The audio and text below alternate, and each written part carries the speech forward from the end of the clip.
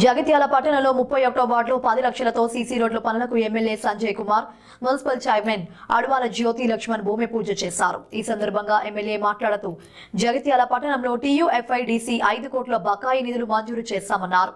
50 లక్షల మజీదు బకాయి బిల్లులు మంజూరు చేశామన్నారు. ప్రజల భాగస్వామ్యంతోనే పట్టణం అభివృద్ధి లేఅవుట్ ప్రకారం నిర్మాణాలు చేపట్టినట్లు తెలిపారు. టెండర్ వేసి కాంట్రాక్ట్ చేయని కాంట్రాక్టర్లకు నోటీసులు ఇవ్వాలని, పనులు అయ్యే విధంగా చొరవ తీసుకోవాలని కమిషనర్ కు సూచించారు.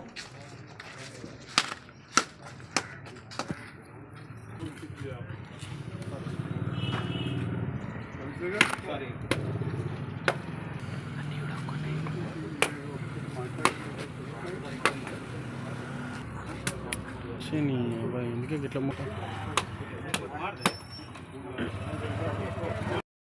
అర్థనాథాలకే మా బుజ్జిబాయి కొడుకే ఉంటారు మొదలాడని. కాబట్టి జగిత్యాల పట్టణ ప్రజలు, నాయకులు ప్రతి వాళ్ళు కూడా ఒక బాధ్యతగా ఈ రోడ్లు వెడల్పు విషయంలో తప్పకుండా నిర్ణయం తీసుకోవాలి. ఇవాళ రియల్ ఎస్టేట్ వాళ్ళకు కూడా ఒకరిద్దరికి మిత్రులు ఉన్నారు. उनके साथ मेरा गुजारिश है, आप सबको बोलिए, मैं अकेला को नहीं बोल रहा हूँ, अंदर कंटे ఊరనే లేవా ఎవరు ప్లాట్ పెట్టినా ఆ తప్ప ఆలోచించడం వస్తుంది నాకు తెలుసు. అందుకే నేను ఎలక్షన్లు ఓడిపోయాక పెద్ద ప్లాట్ అమ్మేది ఉంటే ఈ లేఅవుట్ చేసే టైం ఉండదని చెప్పి ప్లాట్ అమ్మిన. వాళ్ళు ఏం చేసినా చేసుకున్నాను. ఆ రీజనే అది. కానీ అప్పుడు ఏదో పల్లెటూరులో లింగంపేట ఇప్పుడు కలిసి నేను 12 ఏళ్ళ నుంచి కోరేది అతను జరిగింది. ఇప్పుడు ప్రతి ఇల్లు డీవియేషన్ ఉంది. ఇవాళ మనం హైదరాబాద్ జగిత్యాలు తేవాలంటే భూకంపం అవుతుంది, మొత్తం ఊరు అవుతుంది. కానీ ఇప్పటికైనా కల్లపల్లి చెరువు దెబ్బ తినకుండా, ముప్పార చెరువు దెబ్బ తినకుండా, చింతకుంట చెరువు దెబ్బ తినకుండా, ఆ మత్తడి దుంగితే నీళ్లు పోయేటట్టు ఇవన్నీ కూడా పూర్వీకులు अपने पुराने ज़माने वाले कितना सोच समझ के करेगी. देखो गंज रोड कैसा है, मैं गंज पे पैदा हूँ. मेरा वाली साहब का स्टैंप अगर देखे तो हज़ारा पहले पे रहता. एम हनुमंतराव एडवोकेट गंज स्ट्रीट बोल कर रहता. वहाँ से शुरू होता. गंज नाला कितना बड़ा बना है वो ज़माने. कब का ज़माना? 20,000 आबादी का ज़माना. आज 1,40,000 का ज़माना. 7 गुना ज़्यादा हो गए. मगर रोड़ा होता है. इसीलिए मैं कभी भी कुछ मोरी लगाए तो उसके ऊपर स्लैब भी डालो. 2 मीटर कम हुए तो कम हुए बोल के बोल रहा हूँ. रोड तो थोड़ा तो भी बड़ा होता है. ये छोटे छोटे गलियाँ.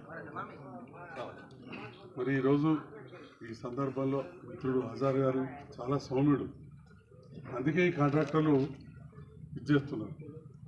आप भी थोड़ा आप लोगों को जिताए, आप भी जाके और बैठ के बोला है तो कॉन्ट्रैक्टर घर के सामने जाकर बैठो. आओ जी, पैसे दिए वो लोग, कुछ पैसा बाकी है क्या? पैसे बाकी है तो अलग बात है. पैसे भी दिया गया है. ये 5-10 लोग పెట్టుకున్నాడు వాడేది కాంట్రాక్టర్. లేకపోతే మున్సిపల్ కమిషనర్ బ్లాక్ లిస్ట్ పెట్టేసేయాలి. ఫస్ట్ నోటీస్ ఇవ్వాలి. దాంట్లో ఎందుకు ఈ మున్సిపల్ ఆఫీసులో లెథార్జీ.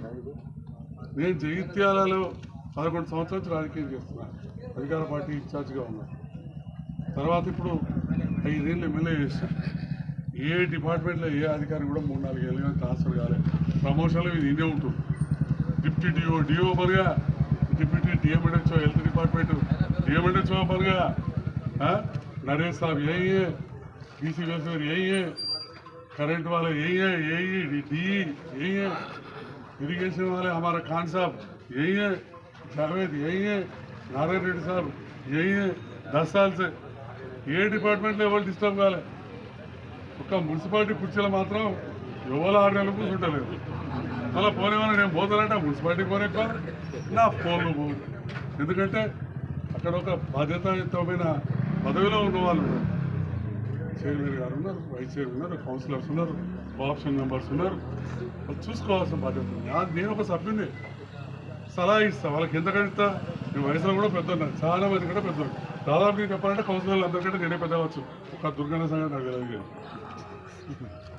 దాదాపు అందరికంటే నేనే పెద్ద. రియాజ్ రోమాని ఇంట్లో ఉత్తరం. ఒక మా ఆసిఫాయ్ భార్య వాళ్ళు ఆప్షన్ దాదాపు సేమ్ ఏజ్ ఉంటుంది. ఎప్పుడైనా ఏం చెప్తా, మంచిగా చేసుకోవాలని చెప్తా. మంచిగా చేసుకొని చెప్తా. రోజు మాట్లాడతా కౌన్సిలర్స్. నా ఆఫీస్కి రోజు 10 మంది కౌన్సిలర్స్ వస్తారు. వారానికి ఒకసారి నేను కమిషనర్ గారితో మాట్లాడి చెప్తాను.